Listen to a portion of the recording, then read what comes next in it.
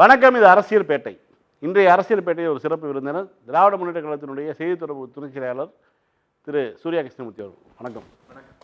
நெல் கொள்முதல் விவகாரம் பெரிய அளவில் சூடு பிடிச்சது. குறிப்பாக முதலமைச்சருடைய ஒரு கேள்வி கேட்டிருந்தார். பச்சை துண்டு போட்டு பச்சை போய் பேசாதீங்கன்னு சொல்லி விமர்சனம் பண்ணியிருந்தார். அதற்கு எடப்பாடி பழனிசாமி கொடுத்த பதிலில் திமுக விவசாயிகளை ஏமாற்றுகிறது அப்படிங்கிற மாதிரியெல்லாம் விஷயங்கள்லாம் பேசியிருந்தார். உண்மையில் என்னதான் நடக்குது நெல் கொள்முதல் பிரச்சனை? இல்லை, போலி விவசாயி எடப்பாடி பழனிசாமிக்கு டெல்டா குறித்து பேசுவதற்கு அடிப்படை அருகதை கிடையாது. முதல்ல ஏன் அப்படின்னா, அவருக்கு 3 வேளாண் சட்டங்கள் ஆதரிச்சதாக இருக்கட்டும், அதே போல் தன்னுடைய 10 ஆண்டு கால ஆட்சியில், அதிமுகவினுடைய 10 ஆண்டு கால ஆட்சியில் ஒரு முறை கூட விவசாயிகளுக்கான ஊக்கத்தொகையை, அதுவும் குறிப்பாக நெல் விவசாயிகளுக்கான ஊக்கத்தொகையை அதிகப்படுத்தாமல் அவங்களுக்கு பெரிய துரோகத்தை செஞ்சதாக இருக்கட்டும். பெரிய அளவில் சாகுபடி நடக்கும், அறுத்து கொண்டு வந்துடுவோம், ஆனால் டிபிசியில் எடுக்க மாட்டாங்க, இல்லைன்றவாங்க, மூட்டை இல்லை, சாக்கு இல்லை அப்படின்றவாங்க, பணம் இல்லை, அவ்வளோதான், கொள்முதல் லிமிட்டு முடிஞ்சிருச்சு, இப்படிலாம் சொல்லுவாங்க. வெளி மார்க்கெட்டில் போய் அடிமாட்டு விலைக்கு அந்த நெல்லை விற்றுக்கிட்டு இருக்கணும். அப்படிப்பட்ட கொடுமையெல்லாம் எடப்பாடி பழனிசாமி ஆட்சி காலத்தில் இருந்துச்சு. இன்றைக்கி அதெல்லாம் சரி பண்ணியிருக்கிறோம். ஆனால் அதை பொறுக்க முடியாமல் எப்படி தமிழ்நாட்டினுடைய வரலாற்றிலேயே கலைஞருடைய 2010-11 கவர்மெண்ட்டுக்கு பிறகு ஒரு ஹிஸ்டாரிக் பொருளாதார வளர்ச்சி 11.19% ஹிஸ்டாரிக் பொருளாதார வளர்ச்சியை உறுதி பண்ணமோ, அதே போல் ஒரு பெஞ்ச்மார்க்கான கொள்முதல் இந்த ஆண்டு நடந்திருக்கு. 4 லட்சம் மெட்ரிக் டன் 5 லட்சம் மெட்ரிக் டன் ஆக வேண்டிய இடத்துல இன்றைக்கி 14 லட்சம் மெட்ரிக் டன் எடப்பாடி பழனிசாமி ஆட்சி காலத்தில் நடந்த கொள்முதலோடு ஒப்பிட்டோம்னா ஏணி வச்சா கூட எட்ட முடியாத அளவுக்கு ஒரு ஹிஸ்டாரிக் பெஞ்ச்மார்க்கை நம்ம செட் பண்ணியிருக்கோம். இதை எப்படியாவது கெடுத்துடணும், அல்லது இதனால் திராவிட முன்னேற்ற கழக அரசுக்கு ஒரு நல்ல பெயர் வந்துடக்கூடாது அப்படிங்கிறதுக்காக தன்னை பலியிட்டு கொண்டு பாஜகவை காப்பாற்றக்கூடிய முயற்சியில் பழனிசாமி ஈடுபட்டு இருக்கிறார்.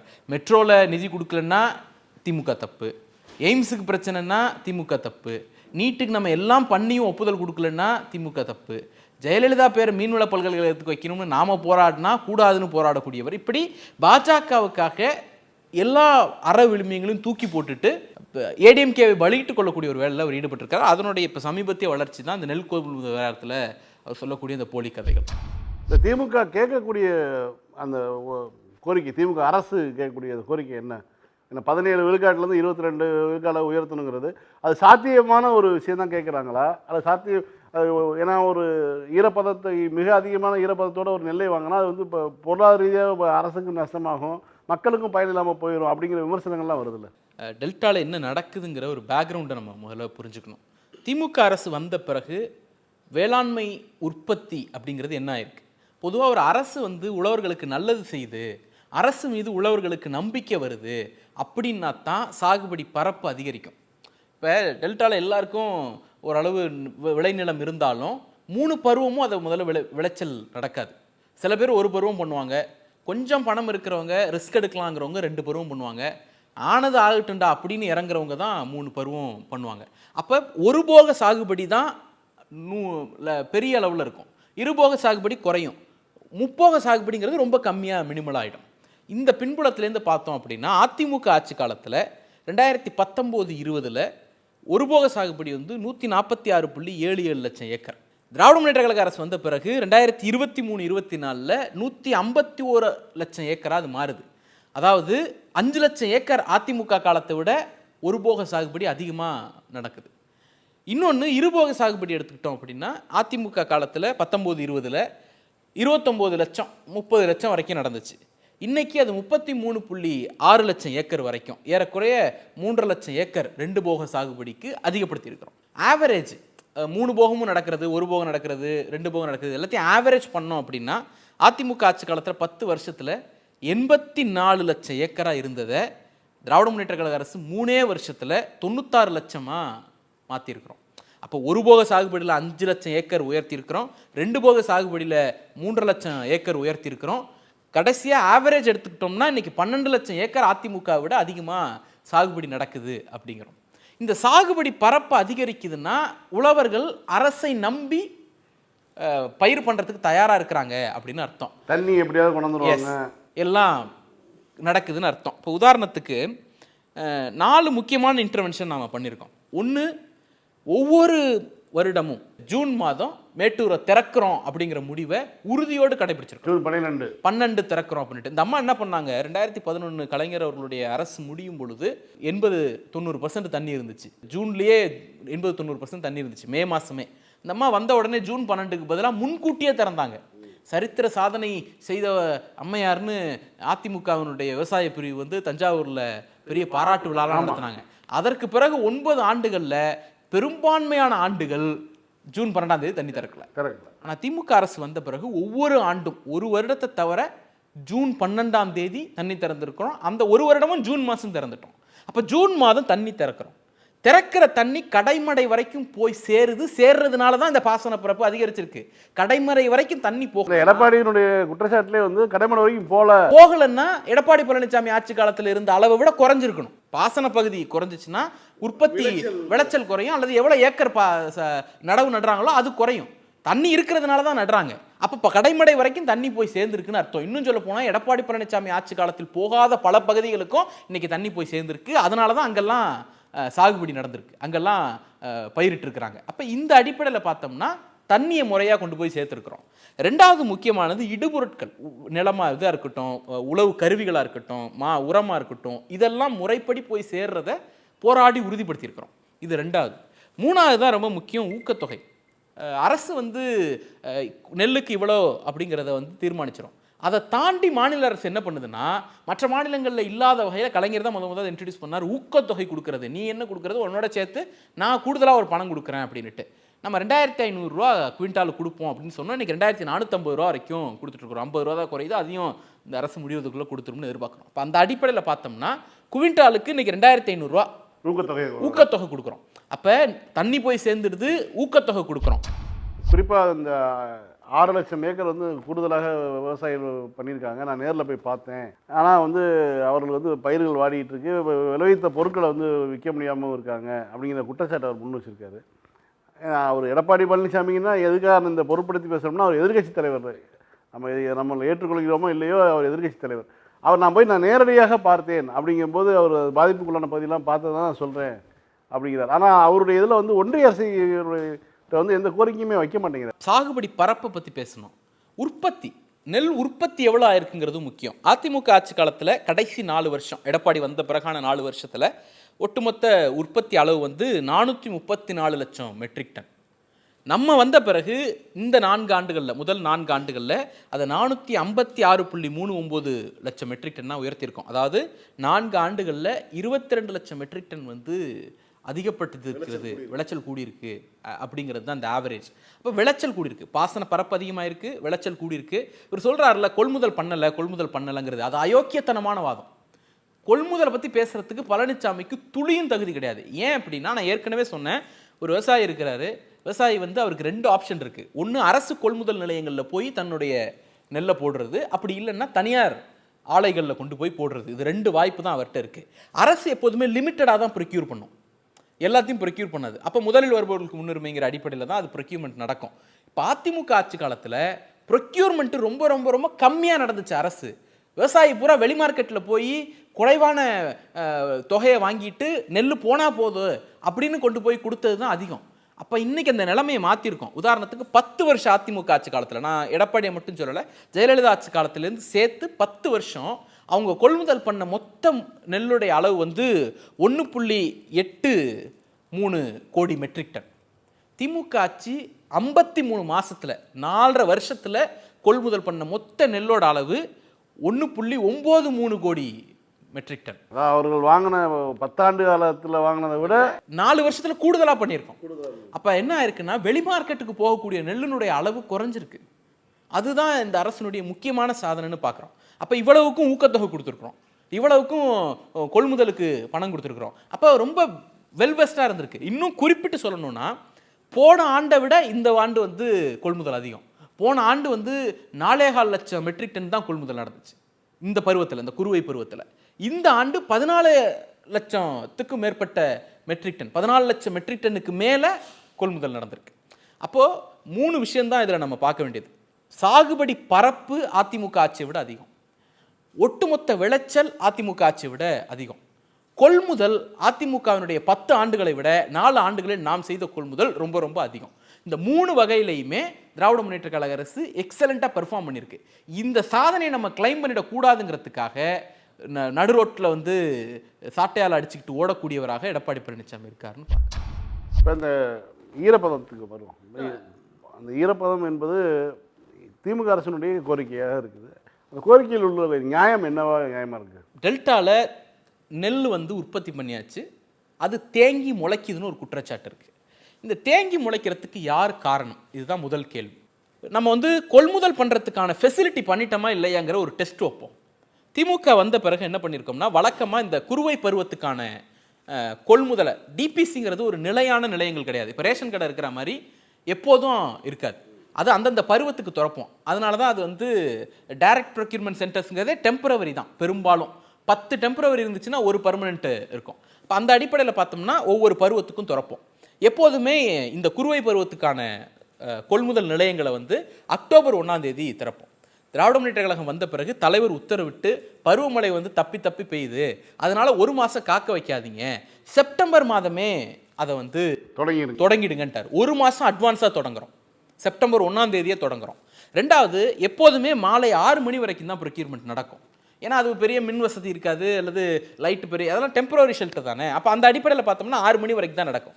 நம்ம வந்த பிறகு அதிகப்படியான கொள்முதல் நடத்தணுங்கிறதுக்காக அதை 8 மணி வரைக்கும் எக்ஸ்பேண்ட் பண்ணுறோம். ஸோ நம்பர் ஆஃப் டேஸ் அதிகப்படுத்துகிறோம், ஹவர்ஸ் அதிகப்படுத்துகிறோம். லீவு நாளில் கொள்முதல் பண்ணு, ஞாயிற்றுக்கிழமையில் கொள்முதல் பண்ணு, உச்சமாக போய் இந்த வருஷம் தீபாவளி அன்னைக்கெல்லாம் கொள்முதல் பண்ணும். தீபாவளி அன்னைக்கும் கொள்முதல் பண்ணோம். இந்த வருஷம் விடுமுறையே இல்லாமல் கொள்முதல் பண்ணியிருக்கோம். அடுத்தது, ஒரு நாளைக்கு இத்தனை மூட்டை தான் பிடிக்கணும் அப்படின்னு இருக்குது. என்னென்னா, கொண்டு வருவாங்க நெல்லை, அதை அந்த மிஷினில் போட்டு இந்த டஸ்டெல்லாம் ரிமூவ் பண்ணிவிட்டு உள்ள நெல் இல்லாத உமியெல்லாம் இருக்கும், அதெல்லாம் ரிமூவ் பண்ணிவிட்டு மூட்டையில் பிடிப்போம். அப்போ 50 மூட்டை வந்துச்சுன்னா அது 40 மூட்டை தான் நமக்கு ஈல்டு வரும். அப்போ இந்த ப்ராசஸ் இருக்குல்ல, அது ஒரு நாளைக்கு 800 மூட்டை தான் லிமிட். நம்ம வந்த பிறகு ஒரே ஒரு முறை அதிமுகவில் அது 1000ன்னு உயர்த்தினாங்க.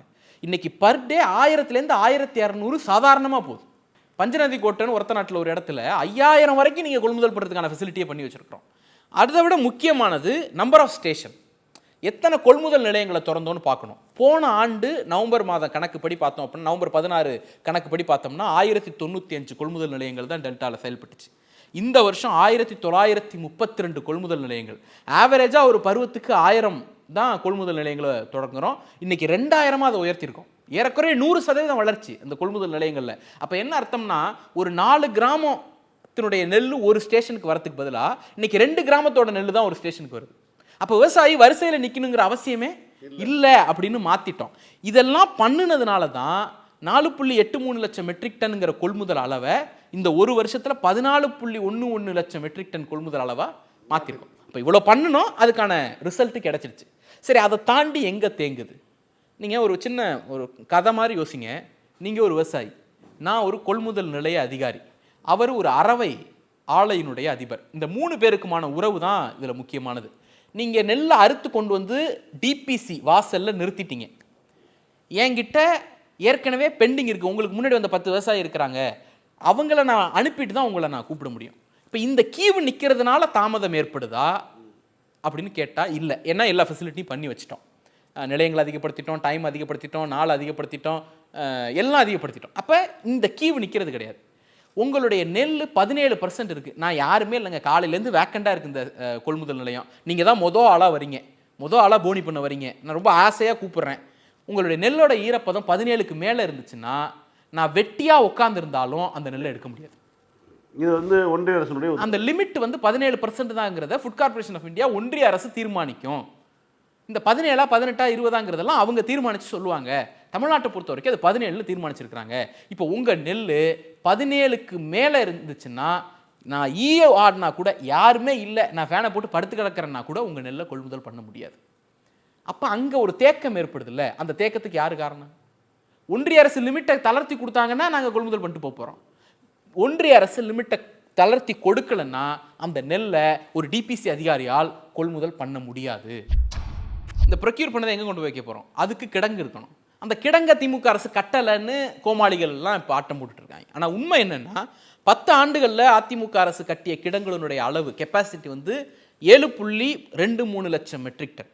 இன்னைக்கு நம்ம வந்த பிறகு புதுசாக கட்டக்கூடிய அளவு 7.33 லட்சம் மெட்ரிக் டன். அதில் ஏற்கனவே 4.08 லட்சம் மெட்ரிக் டன் பயன்பாட்டுக்கு வந்துருச்சு. மிச்சம் வந்து ப்ராசஸ் முடிய போது, இந்த பருவம் முடியும் போது அதில் ஒரு 50% பயன்பாட்டுக்கு வந்துடும். அப்போ அதிமுக 10 ஆண்டுகளில் கட்டிய கொள்முதல் நிலைய உங்களுடைய கிரைனரியை விட, அதனுடைய பாதுகாப்பு கலன்களை விட, இன்னைக்கு திராவிட முன்னேற்ற கழகம் வந்து 4 ஆண்டுகளில் கட்டின கொள்முதல் நிலையங்களுடைய, இன்னும் குறிப்பிட்டு சொல்லணும்னா அந்த கிடங்கினுடைய அளவு வந்து அதிகம். அப்போ கிடங்கு இருக்குது. இப்போ அடுத்து நான் அரவைக்கு அனுப்பணும். அரவைக்கு அனுப்புகிறப்ப என்னென்னா, நீ 45 ரைஸ் கலக்கு, அரைச்ச நெல்லை அரைச்சு அரிசியாக மாற்றிட்ட, அப்போ 100 கிலோவுக்கு 1 கிலோ 45 ரைஸ் கலக்கணும். செறிவூட்டப்பட்ட அரிசின்னு ஒன்றிய அரசு வழங்கக்கூடிய, ஆமாம், அது அவங்க சொல்லுவாங்க எந்த சாம்பிள்னு, அதை மாநில அரசு ப்ரொக்யூர் பண்ணிக்கணும். அப்போ அந்த அடிப்படையில் பார்த்தோம்னா ஆகஸ்ட் மாதம் நீ கலக்கணுங்கிற உத்தரவு கொடுத்துட்டாங்க. இதை ஒன்றிய அரசுக்கு நம்ம கேட்டோம்னா அவங்க தான் ஆகஸ்ட்லேயே கொடுத்துட்டாங்களே, நீங்கள் செப்டம்பரில் ஏன் போய் கேட்குறீங்கன்னு அடிப்படை அறிவு இல்லாமல் எடப்பாடி பழனிசாமி கேட்குறாரு. ஆனால் உண்மை என்னன்னா, அவங்க கொடுத்தது ஜெனரல் கன்சென்ட், நீ கலக்கணுங்கிற பொதுவான உத்தரவு. இந்த அரிசியை கலக்கலாமான்னு நாம் அனுப்பியிருப்போம்ல சாம்பிள், அந்த சாம்பிளுக்கான அப்ரூவலை இன்னைய வரைக்கும் கொடுக்கல. அங்கே தான் பிரச்சனை வருது. நாம் என்ன பண்ணுறோம், ஒரு நிறுவனங்களுக்கு டெண்டர் போட்டு 7/10/2025 1760 மெட்ரிக் டன் ப்ரொடியூஸ் பண்ணி வச்சாச்சு, உத்தரவு போட்டு. ஆமாம், இப்போ இந்த அரிசியை கொண்டு போய் கலக்கணும். கலக்கிறதுக்கு முன்னாடி என்ன தடன்னா, இந்த அரிசியை கலக்கலாமான்னு அவங்க ஒப்புதல் கொடுக்கணும். இப்போ வரைக்கும் கொடுக்காம வச்சிருக்காங்க. அது எப்படி ஒப்புதல் கொடுக்குறாங்கன்னா, சாம்பிள் எடுக்கணும். இந்த சாம்பிள் வந்து இத்தனை மூட்டைக்கு சாம்பிள் எடுக்கணும்னு இருக்குது. அதில் அந்த நிறுவனங்கள், அந்த தெரிவூட்டப்பட்ட அரிசி தயாரித்த நிறுவனங்கள் 123 சாம்பிள் அனுப்பிட்டாங்க. அதில் இந்த நிமிடம் வரைக்கும், அதாவது முதலமைச்சர் கடிதம் எழுதின 16 நவம்பர்லேருந்து 20 நவம்பர் வரைக்கும் கூட அவங்க மொத்தமாக கொடுத்த சாம்பிளுக்கான அப்ரூவல் 33 தான். அனுப்பின சாம்பிள் 123, அவங்க அப்ரூவ் பண்ணது 33, மிச்சதெல்லாம் பெண்டிங் வச்சிருக்காங்க. அரிசியை நுமுறையாக்க முடியாமல், நெல்லை வந்து அரிசியாக்க முடியாம தேங்குது. அது வரைக்கும் ஸ்டோரேஜ் கெப்பாசிட்டியில் நமக்கு நெருக்கடி ஏற்படுது, புதுசா நெல் வரதுக்கு. வேண்டுமென்றே ஒன்றிய அரசு எக்ஸாக்ட்லி ஒரு அரசியல் ஆகட்டும், தேர்தல் நேரத்தில் திமுக ஒரு நெருக்கடியை கொடுக்கட்டும்னு இந்த வேலை செய்யற மாதிரி தான் தோணுது. எக்ஸாக்ட்லி. இப்போ என்னன்னா, இந்த 3 பேர் உறவு சொன்னல, விவசாயி, டிபிசி அதிகாரி, அரைக்கிற ஆலை அதிபர், இந்த 3 பேருக்குமான உறவுல விவசாயிட்டேருந்து டிபிசிக்கு வரணும்னா அது 17% 22% மாறணும். அங்க ஒரு செக் வச்சுட்டாங்க. அடுத்தது இந்த நெல்லை போய் அரைச்ச அரிசியா மாறணும்னா 45 ரைஸை கலக்கணும், சாம்பிளுக்கு அப்ரூவல் கொடுக்கணும், அப்ரூவல் கொடுக்க மாட்டான். இந்த 2 செக்கை வச்சு நீங்க விவசாயிட்டேருந்து டிபிசிக்கு வர இடத்துலையும் தேங்குது, டிபிசில இருந்து அரவைக்கு போற இடத்துலையும் தேங்குது, 2 இடத்துலையும் முளைச்சிடுது. திமுக அரசு மேல பழிய போடு, தப்பிச்சுது. இதுக்கு எடப்பாடி பழனிசாமி துணை போறார். ஏங்க 45 ரைஸ்க்கு இப்போ பர்மிஷன் கொடுக்கலன்னா ஆகஸ்ட்லேயே கொடுத்துட்டாங்க. பிஜேபி சொல்லலை, இவருக்கு சொல்றாரு. நீங்கள் ஏங்க 17% 22% உயர்த்தலை அப்படின்னு கேட்டோம்னா என்ன காரணம்னு தெரிஞ்சாதானங்க கண்டிக்க முடியும் அப்படின்னு கூச்சமற்று முட்டு கொடுக்கக்கூடியவராக பழனிசாமி மாறி இருக்கிறார். நம்ம இதில் இன்னொரு முக்கியமான விஷயம் இருக்குது. இந்த சாம்பிள் விஷயத்தில் 45 ரைஸ் சாம்பிள் பண்ணுறப்ப ஒரு சாம்பிளை ப்ராசஸ் பண்ணி அவங்க அப்ரூவ் பண்ணுறதுக்கு ஆவரேஜ் நாள் வந்து 12 நாள் எடுத்துக்கிறாங்க. இந்த 12 நாளை 7 நாளாக குறைக்கிறதுக்கான பரிந்துரையை தமிழ்நாடு அரசு கோரிக்கையாக வச்சிருக்கு. என்ன கோரிக்கை வைக்குதுன்னா, இப்போ அந்த ரைஸை வந்து 25 கிலோ சிப்பமாக போடுறோம், இது 50 கிலோ சிப்பமாக போடுங்க. அப்போ நீங்கள் 50 கிலோ சிப்பமாக போட்டிங்கன்னா நம்பர் ஆஃப் சாம்பிள் வந்து பாதி ஆகிடும். 25 கிலோக்கு பதிலாக 50 கிலோ ஆக்கும்போது. இன்னொன்று, இப்போ 10 மெட்ரிக் டன்னுக்கு சாம்பிள் எடுக்கணும்னு இருக்குது, இதை 25 மெட்ரிக் டன்னுக்கு சாம்பிளாக கன்வெர்ட் பண்ணுங்க. அப்போ அந்த இடத்துல நம்பர் ஆஃப் சாம்பிள் குறைஞ்சிடும். இப்போ இது ரெண்டும் பண்ணணும்னா ஆட்டோமேட்டிக்காக இந்த 12 நாள் சாம்பிள்ஸ் பீரியடுங்கிறது 7 நாளாக மாறிடும். அப்போ வெயிட் பண்ணக்கூடிய காலம் வந்து பாதியாக குறைஞ்சிடும். 12 எங்கே இருக்குது, 7 எங்கே இருக்குது, அப்போ முளைக்காது. இதை வந்து ஏற்றுக்க மாட்டாங்க, இதுக்கு ஒப்புதல் கொடுக்கல. இன்னொரு முக்கியமான டிமாண்ட் வந்து தமிழ்நாடு முதலமைச்சருடைய டிமாண்ட் வந்து, நீங்கள் வந்து தென்னிந்தியாவில் இருக்கக்கூடிய ஃபுட் கார்பரேஷன் ஆஃப் இந்தியாவுடைய அலுவலர்கள் இருப்பாங்கல்ல, அவங்களே சாம்பிள் எடுக்க சொல்லுங்க. தமிழ்நாட்டில் சாம்பிள் அனுப்பணும்னா இங்கே சவுத் இந்தியாவில் இருக்கிற ஏதோ ஒரு மாநிலத்திலேருந்து வந்து எடுக்க சொல்லுங்க. சவுத் இந்தியாவில் இருக்கக்கூடிய ஏதோ ஒரு லேப்ல இதை ஆய்வு பண்ணி இங்கேயே பர்மிஷன் கொடுங்க. ஏன் நீங்கள் வட இந்தியாவுக்கு எடுத்துகிட்டு போறீங்க, வடமேற்கு இந்தியாவுக்கு எடுத்துகிட்டு போறீங்க இங்கே கேட்குறேன். இங்கே இருக்க ஒரு சாம்பிளை ப்ரொடியூஸ் பண்ணோம்னா டெல்லியில் போய் தான் அவங்க அப்ரூவ் பண்ணுறாங்க. அப்போ விவசாயி அதிராம்பட்டினத்துலையும் கீழவாசல்லையும் தஞ்சாவூர்லையும் கும்பகோணத்துலையும் பாபநாசத்துலையும் வயிற்றில் அடிச்சுட்டு அளவெடுத்தார். இப்போ இந்த பிரச்சனையை அட்ரஸ் பண்ண ஒரே அரசு திராவிட முன்னேற்ற கழக அரசு, ஒரே தலைவர் நம்முடைய தலைவர். இப்போ நம்ம சைடு எல்லாம் பண்ணி வச்சுட்டோம். பரப்பு அதிகப்படுத்திட்டோம், உற்பத்தி அதிகப்படுத்திட்டோம், கொள்முதல் அதிகப்படுத்திட்டோம், கிடங்கு அதிகப்படுத்திட்டோம், ஊக்கத்தொகை அதிகப்படுத்திட்டோம், நம்பர் ஆஃப் டிபிசி அதிகப்படுத்திட்டோம், நாள் அதிகப்படுத்திட்டோம், நேரத்தை அதிகப்படுத்திட்டோம், எல்லாம் பண்ணிட்டோம். உள்ள வரத்துக்கு தடையா இருக்கிறது ஈரப்பதம், வெளில போறதுக்கு தடையா இருக்கிறது 45 ரைஸ். இந்த 2 செக்கையும் அதிமுகவினுடைய கூட்டணியில் இருக்கக்கூடிய பிஜேபி வச்சு தமிழ்நாட்டு விவசாயிகளுடைய வயிற்றில் அடிக்கக்கூடிய வேலையை பார்க்குது. இது ஆபத்தான போக்குன்னு நினைக்கிறேன். இல்லை, இதை வந்து மக்கள் மத்தியில் அம்பலப்படுத்த வேண்டிய கட்டாயமும் திமுக அரசுக்கு இருக்குது. அதே நேரத்தில் ஒரு அரசாக நீங்கள் போய் பேசி உடனடியாக விவசாயிகளுக்கு வந்து நடக்க வேண்டிய நல்லதை சீக்கிரம் நடத்த வேண்டிய கட்டாயத்திலும் இருக்குது இல்லையா? இப்போ ஒரு எதிர்க்கட்சியாக இந்த இடத்துல வந்து இந்த இந்த இதே மாதிரி ஒரு நிலைமையில அதிமுக இருந்தால் திமுக எப்படி செயல்பட்டிருக்கும்? ஒரு எதிர்க்கட்சியாக திமுக நேரம் ஒவ்வொரு வீதிக்கு வீதி ஒன்றிய அரசினுடைய அராஜக போக்கு கண்டிச்சு கூட்டம் போட்டிருக்கோம், வீதி எல்லாம் போராட்டம் நடத்தியிருக்கோம். ஆளுநர் வந்து ஆய்வுக்கு போறாருன்னு கருப்பு கொடியோட நின்று போலீஸ்கிட்ட தடியடி வாங்கினவன் திமுக காரன். அதிமுக ஆட்சியில் ஆளுநர் எப்படி ஒரு கவர்மெண்ட் ப்ராஜெக்டை இன்ஸ்பெக்ட் பண்ணுறதுக்கு அவருடைய ரோலே கிடையாது, இது மாநில சுயாட்சிக்கு எதிரானதுன்னு சொல்லி வீதியில் நின்று கருப்பு கொடி காட்டி அதிமுக போலீஸால் தடியடி வாங்கினவன் திமுக காரன். நீட்டுக்கு 7.5% ரிசர்வேஷன் கொடுக்கணுங்கிற பிரச்சனை வந்தபோது அதுக்கு வீதியில் இறங்கி போராடின ஒரே கட்சி திமுக. அன்னைக்கு ஆளுநரை நாங்கள் எப்படி ப்ரெஷர் பண்ணுறதுன்னு கேட்டது தான் அதிமுகனுடைய நிலைமை. ஒக்கி புயல் நினைக்கிறேன் அட்டாக் பண்ணும்போது பரமேஸ்வர் பாலிங்கிற ஒரு அதிகாரி தலைமையில் குழு அமைச்சாங்க, ஆய்வுக்குழு. அந்த குழுவுக்கு தமிழ்நாடுனுடைய எதிர்க்கட்சி தலைவர், திராவிட முன்னேற்ற கழகத்தினுடைய தலைவர், அன்னைக்கு எதிர்க்கட்சி தலைவர், தமிழ்நாடு முதலமைச்சர் ஒரு கடிதம் எழுதினார். மாநில அரசு, எந்த அரசு, அதிமுக அரசு எவ்வளவு கேட்குதோ அவ்வளவு நிதி நீங்கள் விடுவிக்கணும்னு கடிதம் எழுதினார். இன்னைக்கு அப்படி ஒரு ட்ராக் ரெக்கார்டு அதிமுக காட்டிடுங்க. அதுதான் நமக்கு ஆச்சரியமா இருக்கு. ஒரு அண்ணா திராவிட முன்னேற்ற கழகம் தமிழ்நாட்டை நீண்ட காலம் ஆட்சி செய்த கட்சி. அது அமித்ஷா திராவிட முன்னேற்ற கழகம் மாறிடுச்சு பல ஆண்டுகளாக. ஆனாலும் குறைந்தபட்சம் அந்த ஒரு எச்ச சொத்தமாக இருக்கணுமா இல்லையா? என்னுடைய ஒரே கேள்வி, உண்மையிலேயே பிரச்சனை பண்ணணும்னா போன ஆண்டு 4 லட்சம் மெட்ரிக் டன் தான் கொள்முதல் நடந்துச்சு. அப்போ தானே பிரச்சனை பண்ணியிருக்கணும். தேங்குது போகுது வருதுன்னுட்டு ஏன் 14 லட்சம் மெட்ரிக் டன் நடக்கும்போது பிரச்சனை பண்ணுறீங்க? 10 லட்சம் மெட்ரிக் டன் அதிகப்படுத்தியிருக்கோம், அப்போ பிரச்சனை பண்ணுறீங்க. இந்த ஹிஸ்டாரிக் அச்சீவ்மெண்ட் வந்து மக்கள்கிட்ட போய் சேர்ந்துடக்கூடாது. ஏறக்குறைய 2 லட்சம் விவசாயிகள் இது வரைக்கும் பயனடைஞ்சிருக்காங்க. 2 லட்சம் விவசாயிட்டேருந்து நம்ம ப்ரொக்யூர் பண்ணியிருக்கோம். வருஷத்துக்கு 1.5 லட்சம் 1.25 லட்சம் தான் நடக்கும். இன்னைக்கு 2 லட்சம் 75,000 பேர் வரைக்கும் அதிகப்படுத்தி இருக்கிறோம். அப்போ இந்த சாதனை வந்து மக்கள்கிட்ட போய் சேர்ந்துடக்கூடாதுங்கிற வயிற்றெரிச்சல் இருக்குல்ல, இதை திட்டமிட்டு எப்படியாவது இல்லாம பண்ணிடணும் அப்படிங்கிறது. இதற்கு முன்பு இருந்த எந்த ஒரு அரசுமே கேட்கல. அதிமுக அவங்க பண்ணதே 4 லட்சம் 6 லட்சம் 8 லட்சம் தான் பண்ணாங்க. இந்த ஆண்டு விளைச்சல் அதிகமா இருக்கும், கொள்முதல் அதிகமா இருக்கும். அது வெளி மார்க்கெட்ல போய் விவசாயி கஷ்டப்படக்கூடாது, அரசே கொள்முதல் பண்ணணும்னு நாங்கள் ஆசைப்படுறோம், அதனால எங்களுக்கு 20 லட்சம் மெட்ரிக் டன் டார்கெட் கொடுங்க அப்படின்னு கேட்குறாங்க. அந்த டார்கெட்டை உதாசீனப்படுத்திட்டு மார்ச் மாதம் 31ஆம் தேதி 2026 வரைக்கும் தமிழ்நாடு அரசு 16 லட்சம் வரைக்கும் ப்ரொக்யூர் பண்ணிக்கலாம் அப்படிங்கிற அனுமதி கொடுக்குறாங்க. நம்ம கேட்டதை விட 4 லட்சம் மெட்ரிக் டன் கம்மியாக தான் கொடுக்குறாங்க. இந்த 16 லட்சம் தான் லிமிட்டு மார்ச் 31 வரைக்கும். நம்ம இன்னைக்கு பேசிட்டு இருக்கிற நாள்லயே 15 லட்சம் மெட்ரிக் டன் எட்டிட்டோம், வாங்கிட்டோம் விவசாயிகள் வாங்கிட்டோம். நமக்கு இன்னும் லிமிட்ல இருக்கிறது 1 லட்சம் மெட்ரிக் டன் தான். அதை வச்சு தான் மார்ச் வரைக்கும் இப்ப இருக்கிற கணக்கு சம்பா வரப்போகுது. சம்பா வந்து உங்களுக்கு பொங்கலுக்கு டிபிசி ஓப்பன் பண்ணிடும். பொங்கலுக்கு டிபிசி ஓப்பன் பண்ணா ஒரு நாள் தான் தாக்கு பிடிக்குங்கிற அளவுக்கு நெருக்கடி இருக்கு. அப்ப முதலமைச்சர் என்ன அட்ரஸ் பண்றாங்க, நாங்க இந்த குறுவை பருவத்திலேயே நீங்க நிர்ணயிச்ச இலக்கை எட்டிட்டோம், இந்த இலக்கு அடிப்படையில் எங்களுடைய டார்கெட்டை நீங்க கரெக்ட் பண்ணி கொடுங்க, 20 லட்சம் டன் 30 லட்சம் டன் அதிகப்படுத்தி கொடுங்க அப்படிங்கிற கோரிக்கை வச்சிருக்காங்க. இப்போ இந்த 3 கோரிக்கையுமே ஒன்றிய அரசு பரிசீலிச்ச மாதிரி தெரியல. ஒன்று நிராகரிச்சிட்டாங்க, அதுதான் ஈரப்பதத்தை நிராகரிச்சிட்டாங்க. மற்ற 2 குறித்த நிலை இன்னைக்கு நமக்கு தெரியல. இவ்வளவு ஆபத்துகளை வச்சுட்டு எடப்பாடி பழனிசாமி குச்சமே இல்லாமல் மோடிக்கு முட்டு கொடுக்குற வேலையை பண்ணிட்டு இருக்கிறார். இதில் பாஜகவினுடைய சைக்கோத்தனத்தை பார்த்தா நமக்கு பயமா இருக்கு. என்னன்னா, பீகாரில் தமிழர்களை அவமானப்படுத்துறீங்க, பீகார் தேர்தல் ரிசல்ட் வந்த உடனே தமிழ்நாட்டுக்கு வர தேதியை குறிக்கிறார் பிரதமர் மோடி. வரது எங்க? கோயம்புத்தூருக்கு. வரும்போதே என்ன சொல்லிட்டு வராரு? கோயம்புத்தூருக்கு மெட்ரோ நகி சொல்லிட்டு வராரு. அப்ப அந்த மக்களை என்னவா நினைக்கிறீங்க நீங்க? அது எவ்வளவு பெரிய ஒரு அந்த பிஜேபியினுடைய சைக்காட்டிக் மனநிலை தான் அது. நான் ஒரு இடத்துக்கு வரேன், உனக்கு ஒரு உன்னுடைய நீண்ட கால கோரிக்கையை மறுத்துட்டு வரேன், என்ன பண்ண முடியும்னால? அந்த அதிகார மமதை வந்து எதுல கலந்துக்கிறீங்க? விவசாய நிகழ்ச்சியில கலந்துக்கிறீங்க, தென்னிந்திய விவசாயிகள் கூட்டமைப்பு நிகழ்ச்சியில கலந்துக்கிறீங்க.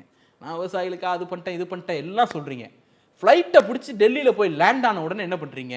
விவசாயிகளுக்கான ஈரப்பதம் 17 to 22 கொடுக்க முடியாதுன்னு ரிஜெக்ட் பண்ணுறீங்க. அப்போ அது என்ன மனநிலை? உன்னால் என்ன பண்ண முடியும்? நான் அப்படி தான் பண்ணுவேன், என்கிட்ட பவர் இருக்குது, ஃபுட் கார்பரேஷன் இந்தியா என்கிட்ட இருக்குது, உங்களோட வரி பணம் பூரா என்கிட்ட கிடையாது. இதற்கு முன்பாக இந்தியாவில் இப்படியெல்லாம் நினைத்து ஆண்டவர்களுடைய நிலைமை என்னாச்சு பின்னாடி வரலாறு பார்த்து தானே இருந்துச்சு. நீங்கள் நமக்கு ஆபத்தே, நீங்கள் இதை பண்ணுங்க, பண்ணாமல் போங்க, நெகோசியேஷனுக்கு வாங்க, இப்போ 17 கொடுக்க முடியாது, 22 கொடுக்க முடியாது, 20 வச்சுப்போம் அப்படின்னு பேசுங்க, இல்லை காரணம் சொல்லுங்க. எதுவுமே கிடையாது. பிளைனாக வரத்துக்கு முன்னாடி மெட்ரோ ரிஜெக்ட் பண்ணிட்டு கோயம்புத்தூர் வருவேன், என்ன பண்ண முடியும் உன்னால? போன உடனே விவசாயிகளுக்கு வந்து கேட்கக்கூடிய நிவாரணத்தை கொடுக்க மாட்டேன், என்ன பண்ண முடியும் உன்னால? அப்படிங்கிற திமிரோடு திரிகிறது பாஜக. அந்த திமிருக்கு தூபம் போட்டு அந்த திமிரை மறைச்சு எப்படியாவது பாஜகவை காப்பாற்றணும்னு துடிக்குது அதிமுக. புதிதாக வந்தவர்கள் எல்லாம் இவர்கள் ஒட்டுமொத்த கும்பலின் ஆதிக்கவாதிகளையும் வீழ்த்துவோம், அடிமைகளையும் வீழ்த்துவோங்கிற திமுகவினுடைய முழக்கம் 26 எதிரொலிக்கும். விவசாயிகளுக்கு பண்ணக்கூடிய பிஜேபியின் துரோகமும் அதிமுகவினுடைய துரோகத்தையும் வரக்கூடிய ஏப்ரல் மே மாதம் அதனுடைய விளைவுகளை அவங்க பார்ப்பாங்க. ஓகே, உங்களுடைய வருகைக்கும் கருத்துகளுக்கும் நன்றி. மீண்டும் நாளை மாலை 6:30 மணிக்கு சந்திப்போம். நன்றி, வணக்கம்.